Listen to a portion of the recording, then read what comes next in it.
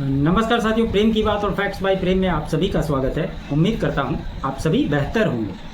दोस्तों, एसआईआर जो बिहार में हो रहा है या ये कहें कि हो चुका है, उस पर ड्राफ्ट भी तैयार हुआ।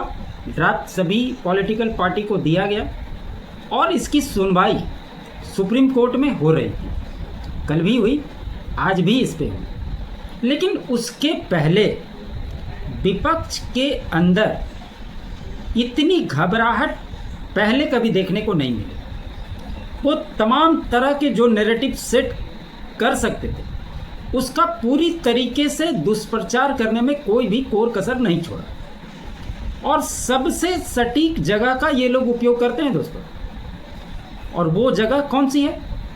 वो जगह है इस देश की संसद, जहाँ पर ये अपने आप को इस तरह से प्रोटेस्टर के रूप में साबित करना चाहते हैं ताकि तमाम देश में इनके बाइट्स, इनके हाइलाइट्स, इनके वर्ड्स सब कुछ बेहतरीन तरीके से जा सकते हैं। क्योंकि वहाँ पर जितने भी बड़े मीडिया होते हैं वो उपलब्ध होते हैं और उनको तो मसाला चाहिए खबर को दिखाने के लिए। और साथ ही साथ आपने ये भी देखा होगा, इस देश में बहुत सारे ऐसे बड़े यूट्यूबर हैं जो उसको इस तरीके से पेश करते हैं जैसे लगता है कि बस ये काम आज ख़त्म हुआ नहीं कि कल सुबह सुबह मोदी सरकार गिरने वाली है। मतलब इस देश में कुछ भी बचा नहीं और उनको देखने वाले लाखों करोड़ों में लोग हैं। तो ये समझ और समझाने का फेर है दोस्तों। आप किसी बात को किस तरीके से लेते हैं, उसको एब्जॉर्ब करने के पहले आपको अपने आप में उस बात को वेरिफिकेशन करने की सबसे बड़ी आवश्यकता है। और किसी भी बात को जब तक आप चार जगह से नहीं देख लेते हैं, तब तक उसकी विश्वसनीयता पर आप कैसे विश्वास करते हैं? जो इतने सारे लोग इस तरह के चैनल को देखते हैं, उनके लाखों लाख के व्यूज़ आते हैं। मेरा सवाल उनसे भी है, ठीक है, हर किसी की अपनी सोच होती है, अपनी समझ होती है, आपका अधिकार है आप किसको देखें किसको ना देखें। और सोशल मीडिया में तो आजकल खास करके ये बातें होती है कि हर किसी को कुछ भी बोलने का अधिकार है, कुछ भी बताने का अधिकार है। जजमेंट एज ए व्यूअर आपको करना होता है कि आप जो देख रहे हैं वो आपके कितने काम की चीज़। तो जितना भी प्रोपेगेंडा ही मैं बोलूँगा इसको कि ये फैलाने की कोशिश की जा रही है, इसमें स्पष्ट तौर पे एक बात तो क्लियर है, ये इंटरनेशनल प्रेशर की पॉलिटिक्स में इस देश के कई सारी पार्टियां, नेता फंसे हुए हैं जो उस प्रोपेगेंडा के आधार पर चलते हैं। और इस बात को बताने की आवश्यकता इसलिए पड़ रही है क्योंकि ये कई बार साबित हो चुका है किस प्रकार से फंडिंग होती है, किस प्रकार से उसका प्रचार होता है, किस प्रकार से ऐसे चैनल हैं जिनको प्रमोट करने के लिए भर भर के पैसे दिए जाते। और उनका पूरे चैनल का वीडियो आप उठा कर देख लोगे तो आपको सिर्फ इसी से मिलता जुलता ही काम मिलेगा।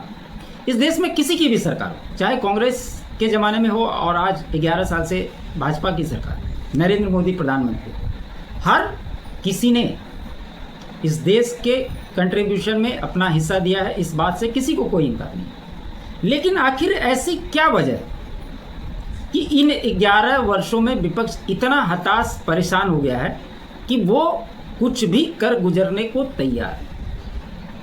या इसको सरल शब्दों में ये कह सकते हैं कि वो गद्दारी करने से भी पीछे नहीं हट सकता। पॉलिटिक्स कीजिए ना, आप पॉलिटिशियन हैं, पॉलिटिक्स करने के लिए आप पॉलिटिक्स कीजिए। इस तरह के नैरेटिव वॉर में आपको कुछ भी होने वाला नहीं है। तो क्या कुछ आज सुप्रीम कोर्ट ने कहा, कल जो भी डिस्कशन हुआ था उसकी चर्चा हम लोगों ने की। और आज भी इस पर सुनवाई के दौरान क्या कुछ हुआ, जो वकील पेश हुए थे आज अभिषेक मनु सिंघवी ने फिर से वही सब दलीलों को दोहराया जो उन्होंने कल कहा था। चाहे वो आधार कार्ड हो, राशन कार्ड हो, वोटर आईडी वेरिफिकेशन की बात हो, यही सब बात। तो क्या कुछ हुआ और सुप्रीम कोर्ट की जो टिप्पणी है वो अपने आप में काफ़ी है इस बात को बयां करने के लिए कि चुनाव आयोग इस समय जो बिहार में एसआईआर किया वो बिल्कुल जायज़ है, सही तरीके से है और नियम के अनुसार किया गया निर्णय है। क्योंकि इलेक्शन कमीशन भी एक स्वायत्त संस्था है और ये दलील देना कि किसी भी वोटर इंसेंटिव रिवीजन के लिए आप इतना समय देना चाहिए, ये करना चाहिए, वो करना चाहिए, ये अदालत नहीं है। क्या ये बातें अभिषेक मनु सिंघवी को समझ में नहीं आती? और इससे ये बात भी क्लियर कट में निकल करके आती है कि ये लोग एकदम श्योर शॉट है कि किसी नेता को जमानत तो दिला सकते, लेकिन इस तरह के मुद्दों पर इनकी वकालत की हवा निकल जाती है। इसमें कहीं कोई किसी को शंका नहीं होनी चाहिए।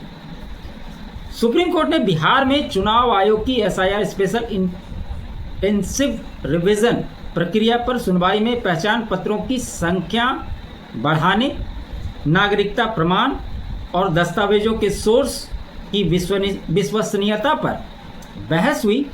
कोर्ट ने आंकड़ों की स्पष्टता मांगी और कहा कि एसआईआर तो वोटर फ्रेंडली है।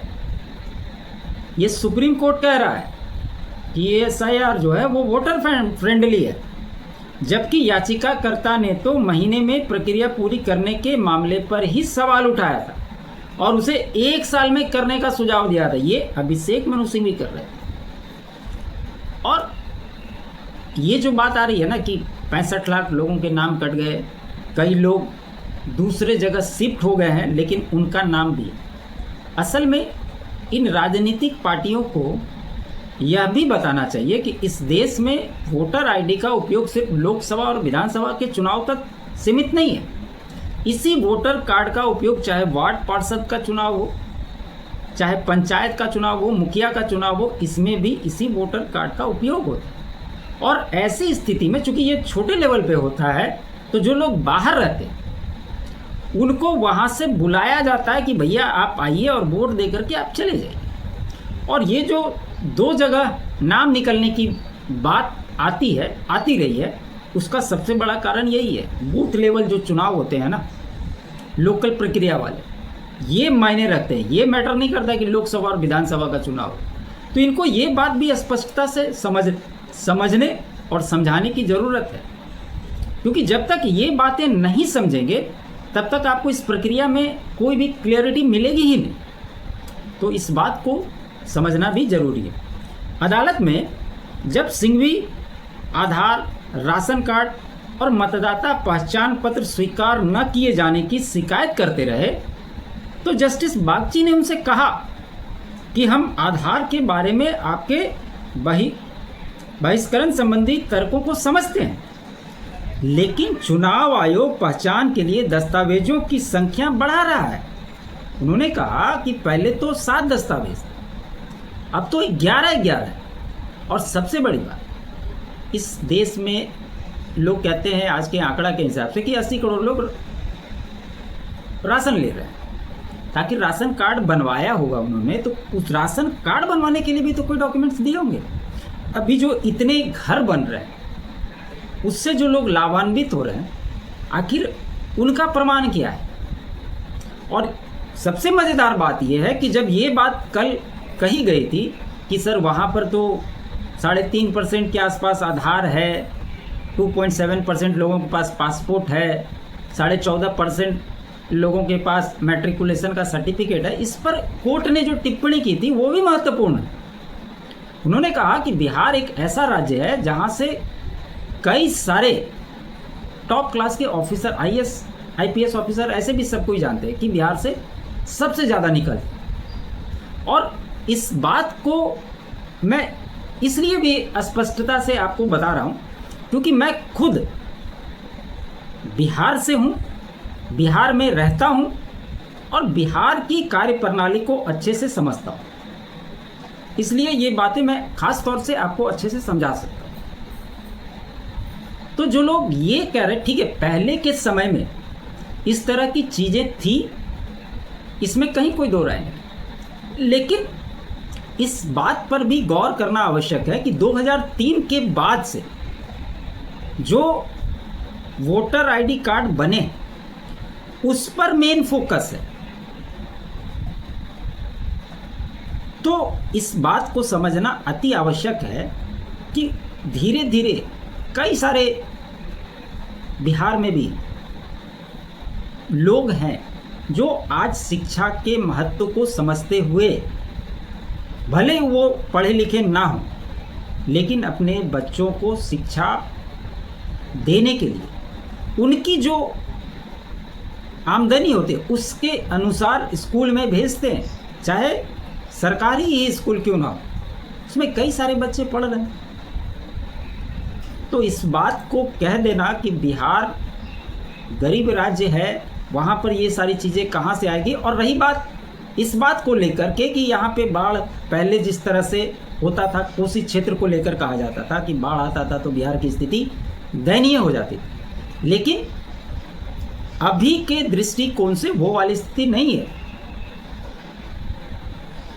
कि आप पहले वाली स्थिति को बताकर आज के बिहार से अगर आप उसकी तुलना करेंगे तो दोनों में काफ़ी अंतर आ चुका है। और उसके लिए आपको आकर देखना पड़ेगा, समझना पड़ेगा, तब आपको इसके बारे में पता चलेगा। सिर्फ बैठ करके मीडियाबाजी करने से इस चीज़ के प्रमाण आपको नहीं मिलेंगे। हम लोग तो यहाँ पर काम भी कर रहे हैं और यहाँ से रिलेटेड जो भी चीज़ें हैं उसको बहुत करीब से देखते हैं, उसको एनालिसिस करते हैं और उस बातों को आप तक पहुँचाने का काम करते हैं। खैर, इसके आगे क्या कुछ हुआ उसके बारे में भी बात करें। अदालत में जब सिंघवी आधार, राशन कार्ड और मतदाता पहचान पत्र स्वीकार न किए जाने की शिकायत करते रहे तो जस्टिस बागची ने फिर से एक बार कहा, उनके बहिष्कार संबंधी तर्कों को समझने का प्रयास किया। ये बात उन्होंने बार बार दोहराई और चुनाव आयोग पहचान के लिए दस्तावेजों की संख्या बढ़ा रहा है, इस बात पर जोर दी। साथ ही साथ जस्टिस बागची ने एक बात कही कि अभी जो चुनाव आयोग है 7 दस्तावेज से बढ़ाकर 11 दस्तावेज मांगा है, तो उसमें से किसी एक डॉक्यूमेंट आपको दिखाने, ये पूरे के पूरे डॉक्यूमेंट आपको अगर दिखाने होते तो हम इसको मानते कि ये गलत कर रहे हैं, लेकिन जितना उन्होंने बताया है उसमें से किसी एक डॉक्यूमेंट को आप दे देते हैं, आपका काम हो गया। प्लस उसके रिवीजन के लिए 1 महीने का समय दिया गया, किसी का नाम कट गया है तो वो नाम जुड़वा सकते हैं। और हर एक ज़िले में, हर एक ब्लॉक में, हर एक जिलाधिकारी कार्यालय में बहुत बेहतरीन ढंग से इसका कैंपेनिंग लगाकर इसका काम चल रहा है, क्योंकि हर ज़िले में लोकल एरिया वर्क डिवीज़न का मैं काम देखता हूँ और उसके अंतर्गत जो प्रोजेक्ट्स गवर्नमेंट के चल रहे हैं, मैं तमाम जिलाधिकारी कार्यालय लगभग बिहार के हर कोने में जाता हूँ और इसका बजते पूरा बोर्ड लगा हुआ है, लोगों को डिस्क्राइब किया गया कि आपको क्या करना है, कैसे करना है। वहाँ लोग मौजूद हैं इस बात को बताने के लिए। उसके बाद आप कहते हैं कि बिहार के लोग अनपढ़ हैं, उनको कोई समझ नहीं है, कोई पता नहीं है। आप इस बात से अंदाज़ लगा लीजिए कि बिहार को जो लोग नज़दीक से नहीं जान रहे वो कैसे बिहार पर टिप्पणी कर रहे हैं, ये भी समझने की आवश्यकता है। उन्होंने कहा मनमाने तरीके से बिहार में 65 लाख लोगों का नाम काटे, तो भैया जो लोग मर गए उनके नाम पर भी वोटिंग हो, उसका नाम अगर वोटर कार्ड रिवीजन नहीं होगा उसका नाम कैसे कटेगा? कैसे पता चलेगा कि जिनका वोटर आईडी बना है वो जिंदा है नहीं है? कोई लोग यहाँ से दूसरी जगह चले गए, वहाँ उनका दूसरा वोटर कार्ड बन गया। आखिर वो सत्यापित करने के लिए उसके ऑप्शन क्या है? और ये कौन करेगा? चुनाव आयोग ही करेगा ना। ये बातें बार बार बताकर अभिषेक मनु सिंघवी जी क्या करने वाले थे ये समझ से परे थे। साथ ही साथ सिंघवी ने यह भी कहा कि बिहार के बाद ये बंगाल में भी करने वाले, क्योंकि वहाँ के लोकल राज्य चुनाव आयोग ने पहले ही कर दिया कि हम बंगाल में भी SIR करेंगे। तो करेंगे, ये तो पूरा देश में होना चाहिए। और हर 20 साल क्यों समय लगा? मैं तो कहता हूँ कि हर चुनाव के पहले एक बार वोटर रिवीजन होना चाहिए, ताकि जिनके अवैध वोटर आईडी बने उनका पता तो चले। एक मज़ेदार बात मैं बता दूँ, दूसरे की बात छोड़ी, मैं अपनी बात बता दूँ। मैंने अभी वोटर कार्ड बनवाया। अगर कंप्यूटर में वो टाइप करा मेरा नाम है प्रेमराज सिन्हा, वो अगर आप टाइप करते हो तो हिंदी में वहाँ पर लिख करके आता है प्रेमराज सिंह, जबकि स्पेलिंग है SINHA। आप कंप्यूटर में डालो SINHA, वो सिन्हा की जगह सिंह लिखता है। वो कितना भी कोशिश कर लिया वो नहीं हुआ। तो क्या इसमें मेरी गलती है? इंग्लिश में स्पेलिंग सही है लेकिन हिंदी में प्रेमराज सिंह हो गया। क्या करूँ उसको, कैसे सुधार करूँ? डॉक्यूमेंट्स, बाकी डॉक्यूमेंट्स में सब मेरे वही है, लेकिन इंग्लिश के स्पेलिंग को अगर आप देखेंगे तो नाम सही है, लेकिन हिंदी में वो ऑटोमेटिक जो एक्सेस कर रहा है सिस्टम वो कर रहा है सिंह। तो इस तरह की कई सारी त्रुटियां हो सकती है, इस पे नो डाउट, लेकिन सिरे से आप खारिज कर देंगे ये बिल्कुल ही गलत है। और सिंघवी ने आगे क्या कहा कि बिहार में नॉन इंक्लूजन जैसे मनमोहक शब्द के जरिए 65 लाख मतदाताओं के नाम सूची से हटा दिए गए मनमाने ढंग से, और बिना किसी उचित प्रक्रिया के लाखों मतदाताओं को मताधिकार से वंचित कर दिया जाएगा। मतदाता सूची संशोधन के लिए अनुचित रूप से कम समय सीमा है, कोई उचित उपाय नहीं, कोई नोटिस नहीं, कोई सुनवाई। नोटिस किसको दिया जाएगा? सुप्रीम कोर्ट है, जज है। हाई कोर्ट या सुप्रीम कोर्ट में हमको कोई पिटीशन फाइल करना है, उसके लिए हमको पहले नोटिस देना पड़ेगा, उसके बाद उसकी आगे की प्रक्रिया की सुनवाई होगी। ये तो चुनाव आयोग के अधिकार क्षेत्र का काम है जो चुनाव आयोग कर रहा है। ये बात, इतनी सी बात अभिषेक मनु सिंघवी को क्यों नहीं समझ में आ रही? ये बड़ा अजीबोगरीब लगता है। क्या वाकई में उनको फिर से लॉ की पढ़ाई करनी चाहिए या उनको एक्स्ट्रा क्लास करने की आवश्यकता है? ये आप लोग भी बताइएगा ज़रूर।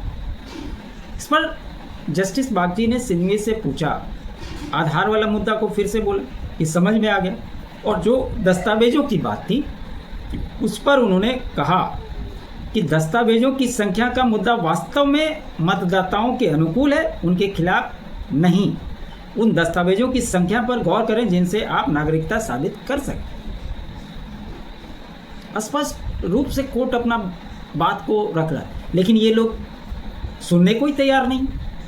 इसके अलावा जस्टिस कांत ने कहा कि अगर उन्होंने 11 दस्तावेजों पर जोर दिया गया होता तो ये मतदाता विरोधी होता, लेकिन ये तो 11 में से एक ही मांग। बाकी जितने भी योजनाएं हैं सरकार की उन सभी के लिए तो इनके पास डॉक्यूमेंट्स हैं। कास्ट रिवीजन को लेके कोई OBC है, कोई SC है, कोई ST है, इन सभी के दस्तावेज उनके पास तो हैं। ये भी तो उस प्रारूप में शामिल है। तो बाकी जगह पर जब आप इसको दिखा सकते हो तो इसमें आप क्यों नहीं दिखा सकते? इस क्रोनोलॉजी को समझने की आवश्यकता है। गौर कीजिए, समझिए और खबरों को वेरीफाई कीजिए, तब आप अपनी टिप्पणी कीजिए। क्या सुप्रीम कोर्ट के इस पूरे जजमेंट में जो कहा गया और अभिषेक मनु सिंघवी जहां से शुरू हुए थे उन्हीं बातों पर बार बार खत्म हो रहे, इस पर आपकी क्या राय है? कमेंट के माध्यम से जरूर बताएं। तो खबर यही थी दोस्तों। आगे इस प्रक्रिया में क्या कुछ नया होता है वो भी देखना ज़बरदस्त होगा। उम्मीद करता हूँ मेरा ये विश्लेषण आपको अच्छा लगा हो। अच्छा लगे तो लाइक ज़रूर कीजिएगा, अधिक से अधिक शेयर कीजिएगा।